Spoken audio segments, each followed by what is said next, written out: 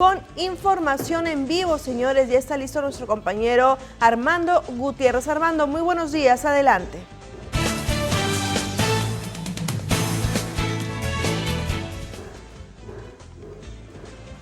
El pase, gracias Susan. Muy buenos días a todos los amigos de Sol TV que por supuesto nos observan desde muy temprano.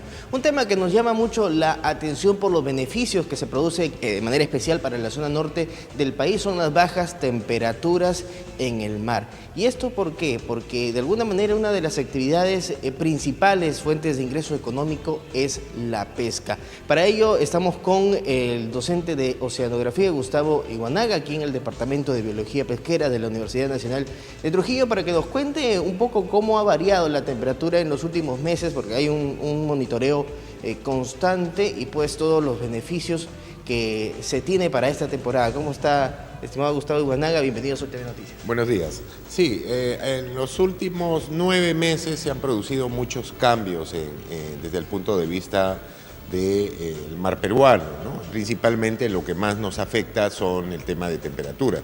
Recordemos todo el año pasado, 2023, hemos tenido un año hipercálido, por así decirlo, con presencia de Niño y aguas cálidas respectivamente. Estas temperaturas cálidas se han mantenido durante todo el verano y cerrando el verano, acá nosotros podemos ver, si me permite, desde el mes de noviembre con temperaturas muy cálidas, diciembre por ejemplo ya para enero iban bajando las temperaturas, todavía el mar estaba muy cálido y ya en marzo ya comenzaban a disiparse las temperaturas. Para abril tener, digamos, una situación todavía con anomalías, pero cada vez más bajas.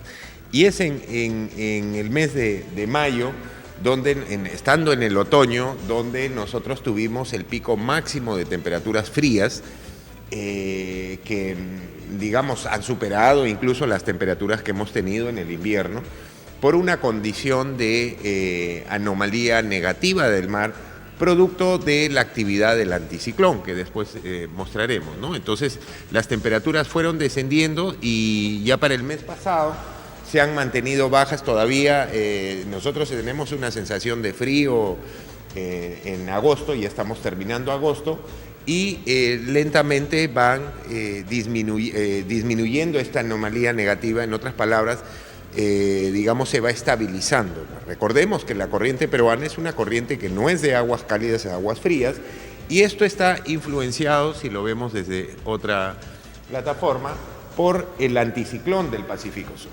El anticiclón es un sistema de alta presión que genera los vientos alisios, ¿no? Entonces nosotros acá tenemos una formación muy activa de vientos, y cuando se incrementa el anticiclón, esta actividad de los vientos es más intensa y lo que ocasiona es un mayor afloramiento, o sea, agua del fondo del mar, que está a muy bajas temperaturas, asciende hacia la superficie, enfriando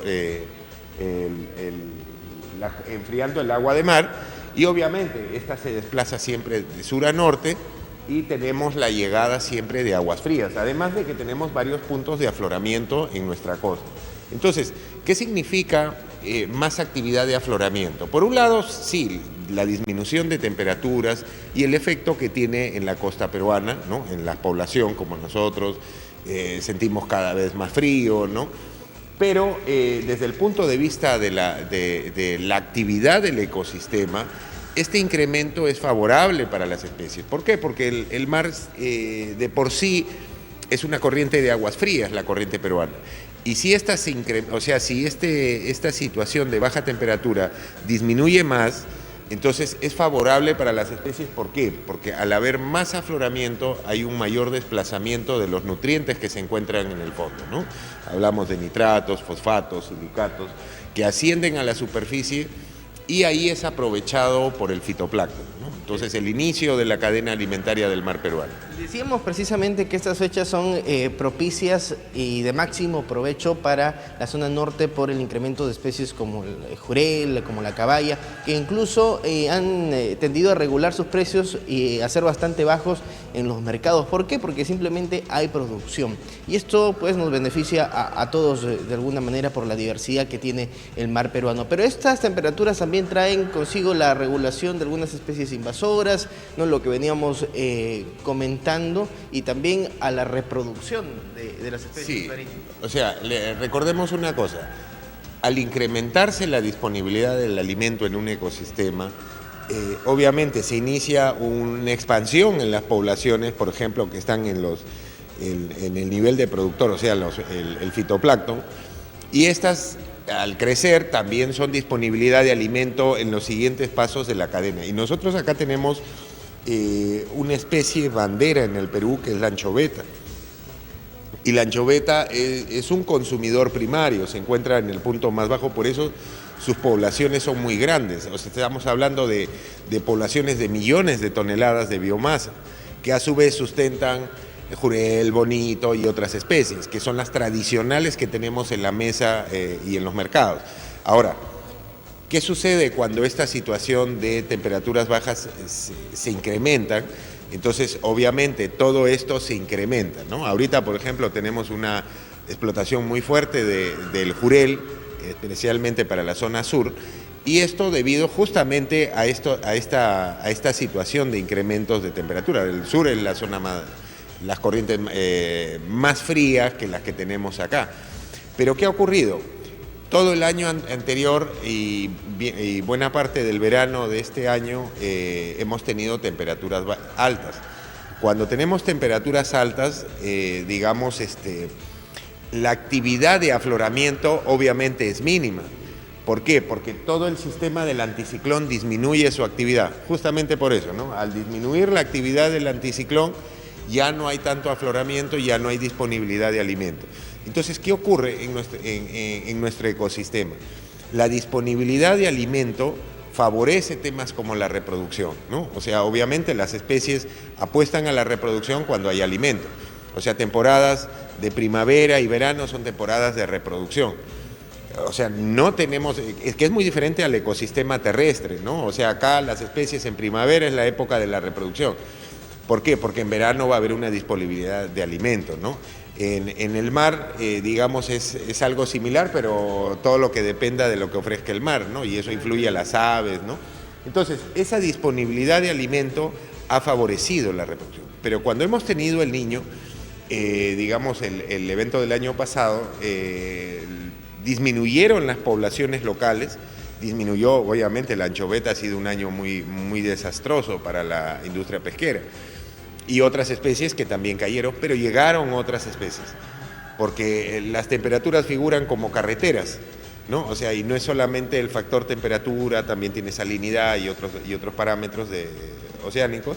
Entonces, se forman unas especies de carreteras, que son las corrientes cálidas, y por ahí hemos tenido, por ejemplo, acá, por buen tiempo, descargas en los mercados de especies que no son del Perú.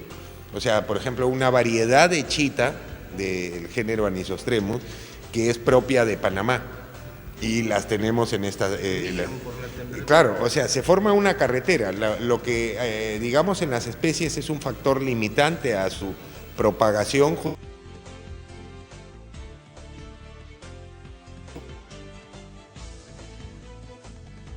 Gutiérrez, Entonces, ¿no? esas especies Debido a las... se van... Ahí lo tenemos ya.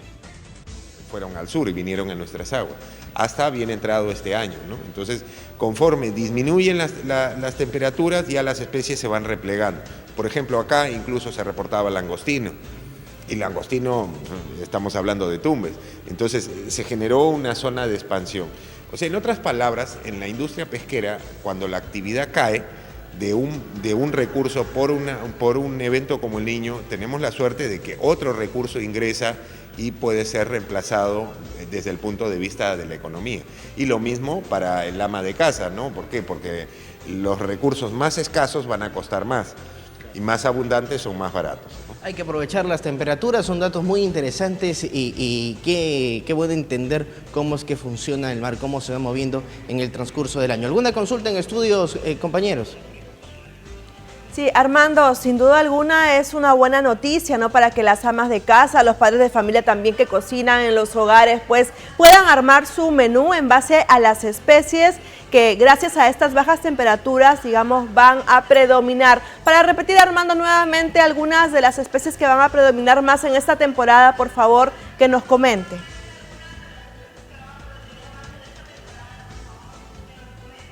Muy bien, habíamos hablado del jurel, de la caballa, otras especies que también van a estar en abundancia para estas fechas. Claro, o sea, ahorita principalmente es el jurel, que es el que más se está descargando. O sea, depende mucho la flota, quién es el que la captura, ¿no? O sea, la flota pesquera, ¿no? Mayormente el jurel, el bonito. El jurel y el bonito son las especies que la captura la flota industrial también, ¿no? Entonces, obviamente es industrial, pero también se desembarca para consumo humano directo. La anchoveta es una especie que debería estar en la mesa popular y no está todavía. Es la más accesible de todas, la más barata, pero que el ama de casa todavía no sabe cómo prepararla. Para algunos no les gusta tanto como la caballa, que son sabores fuertes, pero son los más abundantes que tenemos, ¿no? Y por lo tanto su precio lo hace accesible como para ir probando nuevos platos, digamos, que podemos preparar en casa, ¿no? Otras especies son las tradicionales que se mantienen, que son más costeras, ¿no?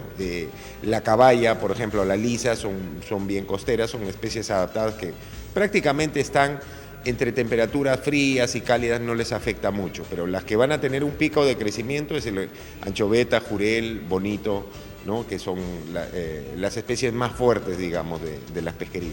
Muchas gracias entonces al profesor Gustavo Iguanaga por este espacio que nos permite también entender con mayor detalle cómo es que las especies se han movido en el mar, han migrado en los últimos meses y cómo sacarle provecho. Yo después de este enlace pienso en ceviche, pienso en sudado, en un chilcano. Aproveche que hay producción de pescado porque también es bastante nutritivo. Sol TV, siempre primeros en información regional. Muchas gracias, Armando Gutiérrez. Así es, también el pescado frito infaltable, incluso para los desayunos con su yuquita y su salsa. Armando, muchas gracias por tu despacho interesante. Además, vamos a estar más adelante contigo, sin duda alguna.